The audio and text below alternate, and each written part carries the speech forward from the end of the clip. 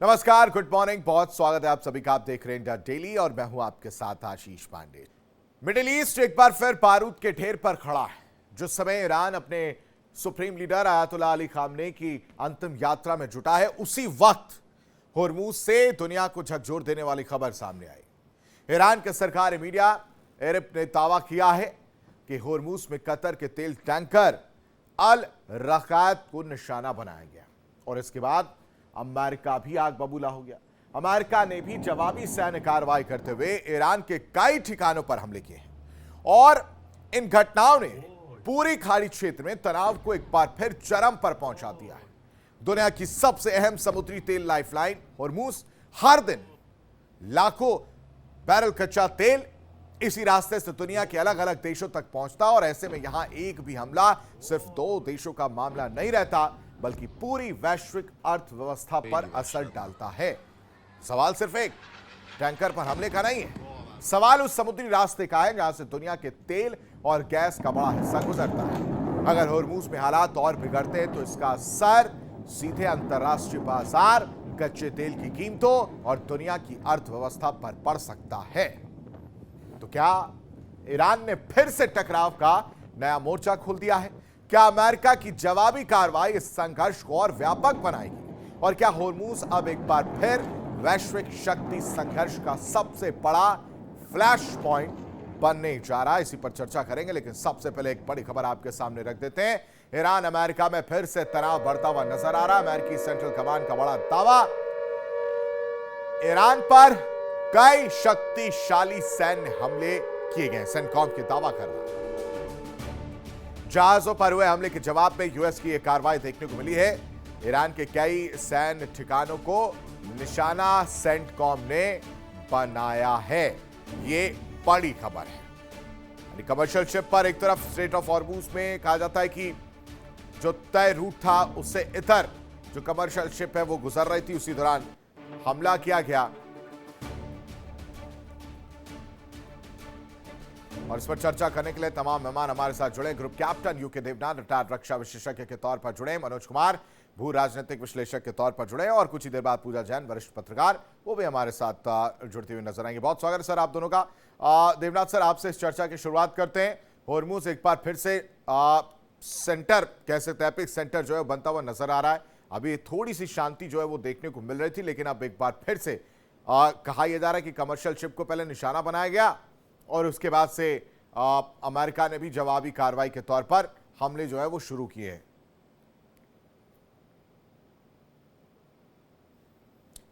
Sir unmute करिएगा। जी हाँ, कहा यह जा रहा है कि 3 ब्रिटिश टैंकर जो हैं वो स्ट्रेट ऑफ हार्मुज से निकलने की कोशिश कर रहे थे और ऐसा लग रहा है कि इन्होंने ईरान की जो straight of Hormuz administrative authority है उससे शायद क्लियरेंस नहीं ली थी। वहाँ प्रोसीजर ईरान की सरकार ने ऐसा लागू किया है कि अगर किसी भी पानी के जहाज को स्ट्रेट ऑफ हार्मुज से गुजरना है तो उन्हें स्टेट ऑफ हार्मुज की जो ईरानियन एडमिनिस्ट्रेटिव अथॉरिटी है उनके पास सूचना देनी पड़ती है कि किस देश का टैंकर है, कहाँ से आ रहा है, कहाँ जा रहा है, क्या लेके जा रहा है, पोर्ट ऑफ डिपार्चर क्या है और सबसे बड़ी बात है कि उसको अपना ट्रांसपोंडर ऑन रखना पड़ता है।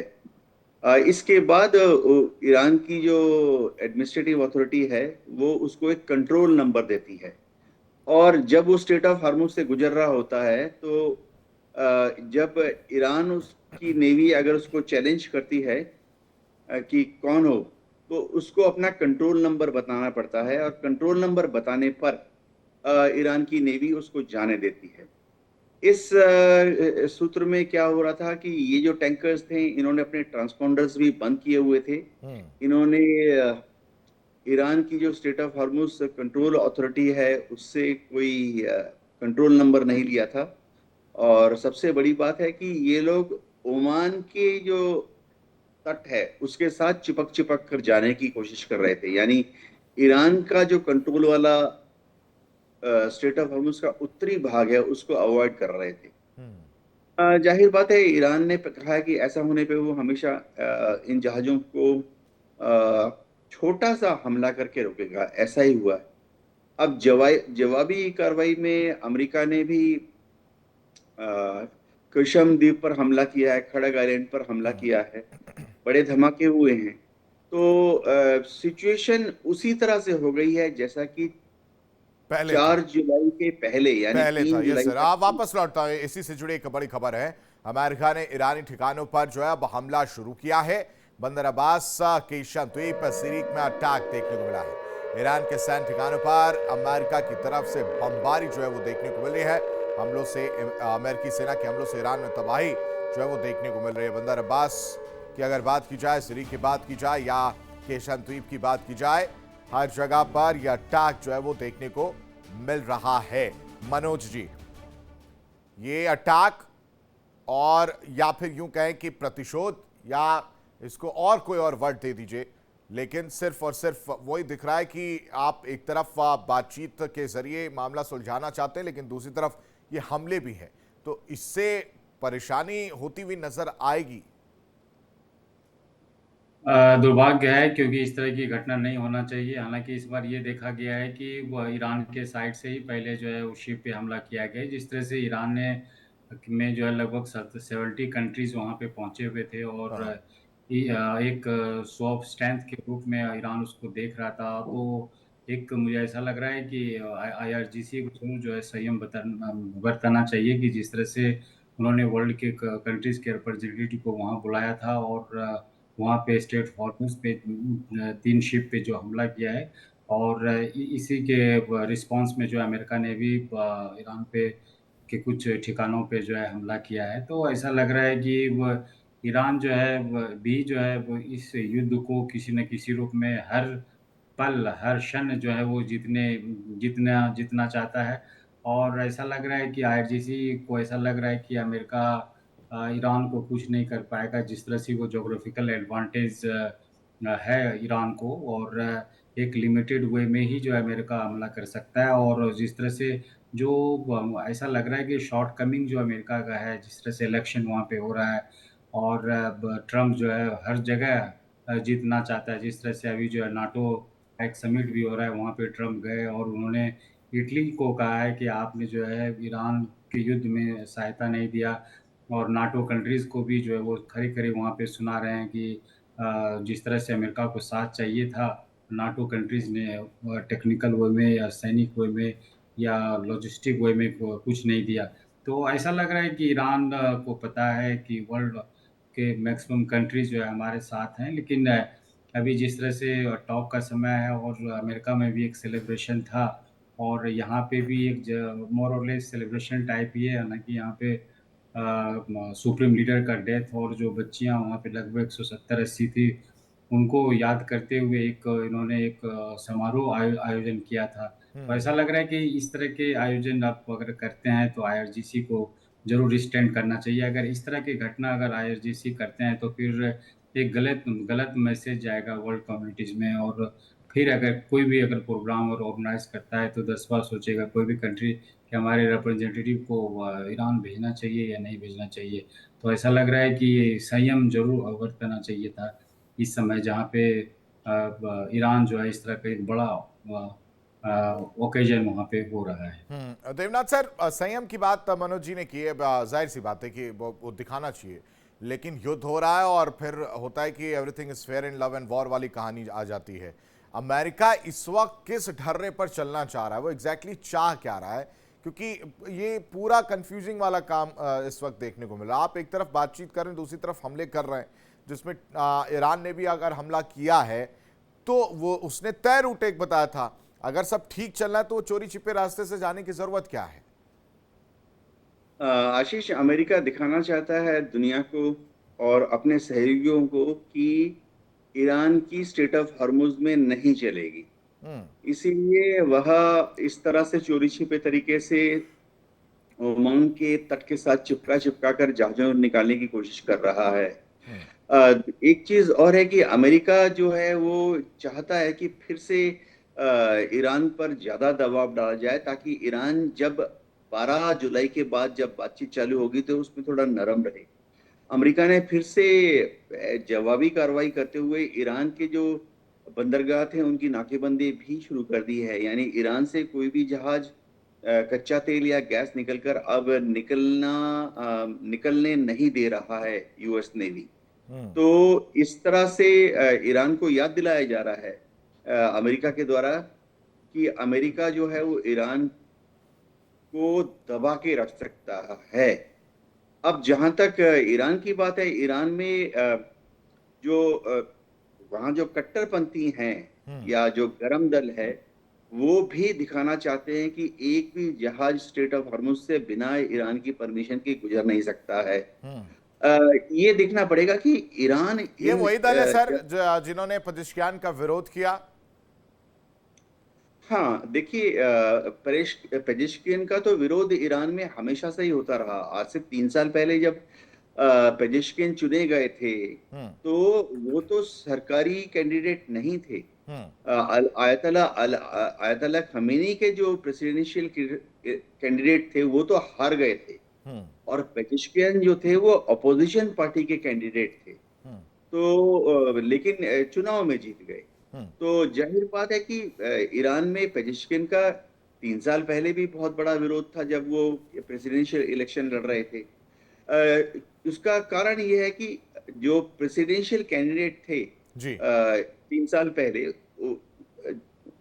वो बहुत ही हार्ड लाइनर थे हम्म। और धार्मिक विचारों वाले थे। हम्म। जबकि पेजिशकियन जो हैं हमेशा से ही नरम दल के सदस्य रहे हैं, मॉडरेट रहे हैं, और पॉलिटिक्स को धर्म के साथ मिक्स नहीं करते हैं। हम्म। और क्योंकि पेजिशकियन यूरोप और अमेरिका में काफी बार जा चुके हैं, और अमेरिका से बातचीत करने के पक्ष में पक्षधर रहे हैं, हम्म। तो ईरान का बहुत बड़ा हिस्सा, करीबन 50% हिस्सा जो है हम्म। Power base, political power base जो है ईरान का, वो पेजिशकिन के खिलाफ रहा है। हम्म। और वही चीज अभी भी बीच बीच में उभर कर सामने आती है, जब हम देखते हैं कि खुला आम प्रदर्शन हो रहे हैं पेजिशकिन के खिलाफ। ये हम्म। समझना पड़ेगा कि ये जो प्रदर्शन पेजिशकिन के खिलाफ हो रहे हैं, ये सरकार के खिलाफ नहीं है, पहली हम्म। बात। ये व्यक्ति दूसरी विशेष हो बात, गया। व्यक्ति विशेष हो जी गया हाँ, सर। ये व्यक्ति विशेष है, क्योंकि हाँ। हार्डलाइनर्स को लग रहा है कि जैसे देखिए, हमारी अगर हम भारत की आजादी की बात करें, जी। तो जैसे महात्मा गांधी और नेहरू जी अंग्रेजों के साथ बात करते थे, हम्म। तो उस वक्त भारत में भी एक बहुत बड़ा दल था जो कहता था कि महात्मा गांधी और नेहरू जी अंग्रेजों के साथ बात करके दगाबाजी कर रहे हैं। हम्म। एक दल 1947 के पहले ऐसा भी कहता था कि महात्मा गांधी और नेहरू जी अंग्रेजों के पिट्ठू हैं, हम्म। कि उनसे बात कर रहे हैं। कुछ ऐसी ही भावना पेजिशकिन के खिलाफ है कुछ लोगों में, ईरान में।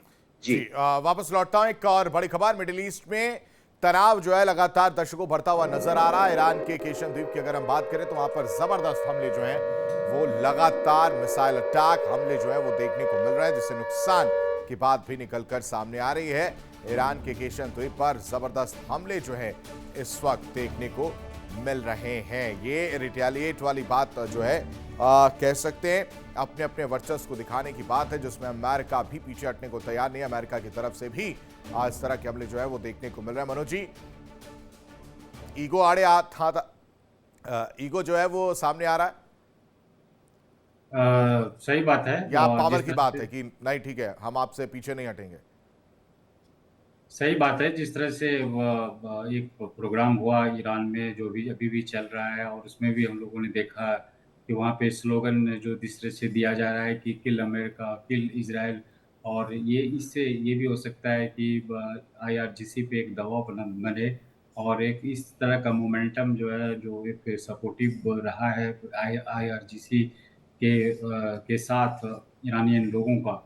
तो ये भी हो सकता है कि उसको एक शो के रूप में वो दिखाने के लिए इस तरह का काम किया। ऐसा लग रहा है कि ऐसा नहीं है कि विदाउट परमिशन जो है स्ट्रेट हॉर्मुज़ में कोई भी जहाज़ नहीं जा रहा होगा। ऐसा लग रहा है कि ज़रूर कुछ न कुछ जा रहा होगा, कुछ पकड़ा जाते होंगे, कुछ नहीं पकड़ाते होंगे। और एक जिस तरह से एक अब जो है आने वाले समय में एक वार्ता होने वाला है अमेरिका के साथ भी, और जो स्टैंड जो ईरान कर रहा है कि जो भी जहाज शिप जाएगा उसको परमिशन ईरान से लेना ही पड़ेगा। तो इस तरह का पहले से ही हाव भाव बनाने का कोशिश करता है। नॉर्मली हम लोग देखते हैं कि टॉक होने के पहले जो कंट्रीज इन्वॉल्व होते हैं कुछ इस तरह का वो प्रोजेक्ट करते हैं कि ये चीज़ तो हम मानेंगे नहीं। और स्ट्रेट हॉर्मुज़ का एक मामला ऐसा है कि ईरान ऐसा नहीं कि पहली बार इस बार जो युद्ध हुआ फरवरी 28 के बाद ऐसा पहली बार ईरान के लोगों में सोच आया। ऐसी बात नहीं है, ऐसा लग रहा है कि बहुत सालों से 10-15 साल चाहे 20 सालों से वहाँ के लोग सोच रहे थे कि यहाँ से जब कोई भी शिप अगर जाता है तो उस पे ज़रूर मॉनिटरिंग होना चाहिए। साथ-साथ एक इकोनॉमी भी वो स्ट्रेंथन हो सकता है अगर वहाँ पे टोल टैक्स अगर लेता है। तो ये इस तरह का डिस्कशन जो है ईरान में पहली बार ऐसा नहीं था, बहुत दिनों से था। लेकिन एक मौका चाहिए था ईरान को कि कैसे जो है इसको जो है बंद किया जाए या किस तरह से यहाँ पे टोल टैक्स किया जाए। इसको लेकर के एक मौका ढूँढ रहा था और इस बार उसको मौका मिल गया है। क्योंकि ऑलरेडी चूँकि एग्रीमेंट हो चुका था यूनाइटेड नेशन में कि व इस एरिया से कोई भी शिप अगर जाता है तो उसमें फ्री रहेगा, कोई टैक्स नहीं जाएगा। तो उसको तो एक मुझे लग रहा है कि ईरान को एक मौका मिल गया और उसको अभी ये कंटिन्यू करना चाहेगा किसी न किसी रूप में। और जिस तरह से ट्रम्प का जो हाव-भाव हम लोग शुरू से ही इसी तरह से हम देख रहे हैं कि जो धमकाने का नीति है। और एक चीज़ ऐसा लग रहा है कि ट्रम्प नवंबर तक हो सकता है कि इसी तरह का बात करे और कुछ माने भी नहीं, कुछ धमका भी दे। लेकिन जैसे ही नवंबर में अगर इलेक्शन खत्म हो जाता है अमेरिका में और वहाँ पे ट्रम्प की फिर से जीत हो जाती है तो ऐसा लग रहा है कि ये युद्ध जो है कंटिन्यू रहेगा। अब साउथ एशिया हो चाहे एशियन कंट्रीज़ हो, जो भी कंट्रीज़ हाईली अफेक्टेड हैं स्ट्रेट ऑफ हॉर्मुज़ से, उन्हें अल्टरनेट वे में जो है वो देखना पड़ेगा कि अब ठीक है। गैस हो, ऑयल हो। सर आपको रोक रहा हूं, एक और बड़ी खबर जरा साझा कर लेते हैं। ईरानी विदेश मंत्रालय की तरफ से इस पूरे हमले को लेकर बयान सामने आ रहा है। कह रहे हैं कि अमेरिकी हमले जो हो रहे हैं वो एमओयू का उल्लंघन है। ईरान ने अमेरिका को फिर से चेतावनी दी है। ईरान के जवाब की जिम्मेदारी यूएस की होगी, ये कहते हुए नजर आ रहे हैं। मतलब आप समझिए कि शुरुआत कहां से हुई और अब किस तरह से जो बयान देखने को मिल रहे हैं। देवनाथ सर, एमओयू का उल्लंघन बताया गया अमेरिकी हमले को, और साथ ही साथ ये चेतावनी दी गई है कि ईरान के जो जवाब होगा उसकी जिम्मेदारी यूएस की होगी, यानी पोक करने वाली बात है। आशीष, ईरान दावा कर रहा है कि ये एमओयू का उल्लंघन है, अमेरिकन जो हमले कर रहे हैं। लेकिन अमेरिका का पॉइंट ऑफ व्यू है कि ईरान ने भी एमओयू का उल्लंघन किया है स्ट्रेट ऑफ हॉर्मुज में ब्रिटिश टैंकर्स पर फायर करके। और उसके जवाब में ईरान भी दावा करता है कि ब्रिटिश टैंकर्स जो हैं उनका वहां से छुप छुप कर निकलना वो एमओयू का उल्लंघन है। तो ये वही हो रहा है कि पहले चिकन की पहले एग। लेकिन सबसे बड़ी बात ये है कि अमेरिका ने मोर और लेस मान लिया था कि कोई भी जहाज जो स्ट्रेट ऑफ हॉर्मुज से गुजरेगा वो ईरानियन अथॉरिटी को इंफॉर्मेशन देने के बाद ही गुजरेंगे। तो अगर सिर्फ ये 3 ब्रिटिश टैंकर जो जा रहे थे इनके कैप्टन्स या इनकी जो ओनर कंपनी है वो ईरानियन अथॉरिटीज को इन्फॉर्म कर देती कि वो वहां से निकल रहे हैं, तो फिर ईरान इस पर हमला नहीं करता। वैसे मैं मिलिट्री पर्सपेक्टिव से बात कर रहा हूं कि ईरान जो ये हमले कर रहा है बहुत छोटी मिसाइलों का इस्तेमाल कर रहा है। अगर आप देखें कि ये मिसाइलें जो हैं ब्रिटिश टैंकर्स के आसपास गिरी हैं और टैंकर्स को कोई नुकसान नहीं हुआ। मिसाइलों के जो वॉरहेड होते हैं आमतौर पर छोटी मिसाइलों के वॉरहेड में 5 किलो या 10 किलो एक्सप्लोसिव होता है। और अगर आपको एक टैंकर पर वाकई हमला करना है कि टैंकर में भयंकर आग लग जाए या टैंकर में उसके जो स्टील का स्ट्रक्चर है उसमें छेद हो जाए, क्योंकि टैंकर्स की जो बॉडी होती है उसमें जो स्टील का इस्तेमाल होता है वो करीबन 20 मिलीमीटर मोटा होता है। तो उसके लिए बड़ा वॉरहेड इस्तेमाल होता है, यानी जिसमें 50 किलो 60 किलो एक्सप्लोसिव होता है। बिल्कुल। तो ईरान जो है छोटे वॉरहेड का इस्तेमाल कर रहा है, बड़े वॉरहेड का इस्तेमाल नहीं कर रहा है। दर्शाता है कि ईरान असल में टैंकर्स को क्षति पहुंचाना नहीं चाहता, सिर्फ वार्निंग देना चाहता है। ठीक है सर, बहुत शुक्रिया आप दोनों मेहमान का हमारे साथ इस चर्चा। प्रधानमंत्री नेतन्याहू का बड़ा बयान सामने आया, ईरान पर भरोसा नहीं किया जा सकता, ईरान से डील होगी या फिर नहीं होगी। ये साफ नहीं है। तेहरान के पास परमाणु हथियार नहीं होने चाहिए, नहीं होंगे, इस बात का जिक्र करते हुए नेतन्याहू नजर आए हैं। तो ईरान पर एक बार फिर से हमला बोलते हुए नेतन्याहू नजर आए। कह रहे हैं कि ईरान पर भरोसा नहीं किया जा सकता, ईरान से डील होगी या नहीं, यह अभी फिलहाल स्थिति साफ नहीं है। तेहरान के पास परमाणु हथियार नहीं होंगे। और एक और बड़ी खबर, अमेरिका ने ईरानी ठिकानों पर हमला करना शुरू कर दिया है। बंदर अब्बास केशन द्वीप सिरीक में अटैक देखने को मिला। ईरान के सन ठिकानों पर अमेरिका की बमबारी की तस्वीरें जो है देखने को मिल रही है। तस्वीरें आप देख सकते हैं, लगातार हमले जो है इस तरह के देखने को मिल रहे, खासकर तब जब ये कहा गया कि ईरान की तरफ से कमर्शियल शिप्स को निशाना बनाया गया है अलग रास्ता चुनने पर, और उसके बाद से अमेरिका ने भी अब पलटवार किया। बंदर अब्बास केशन द्वीप सिरीक में अटैक की खबरें सामने आ रही हैं।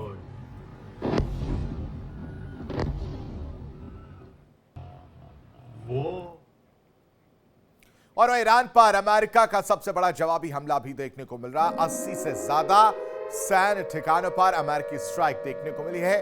IRGC की 60 से ज्यादा नौकाएं निशाने पर है। होर्मुज हमले का अमेरिका ने करारा जवाब दिया है। ईरानी एयर डिफेंस और मिसाइल ठिकाने तबाह किया। सेंटकॉम की खुली चेतावनी, हम तैयार हैं। ईरान को अमेरिका का संदेश।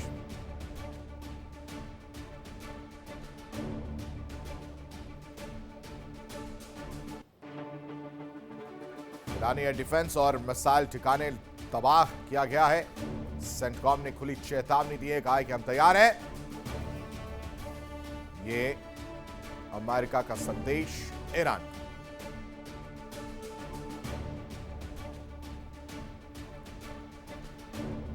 में शामिल होने के लिए वक्त बस इतने की इजाजत देता है। और यहां वक्त एक बहुत छोटे से ब्रेक का, फौरन हाजिर होता है। देखिए इंडिया डेली 24/7 अब आपकी स्मार्ट टीवी पर। इंडिया डेली मौजूद है सभी डिजिटल प्लेटफॉर्म पर लाइव और लगातार। इंडिया डेली 24/7 हर दिन राष्ट्र को समर्पित।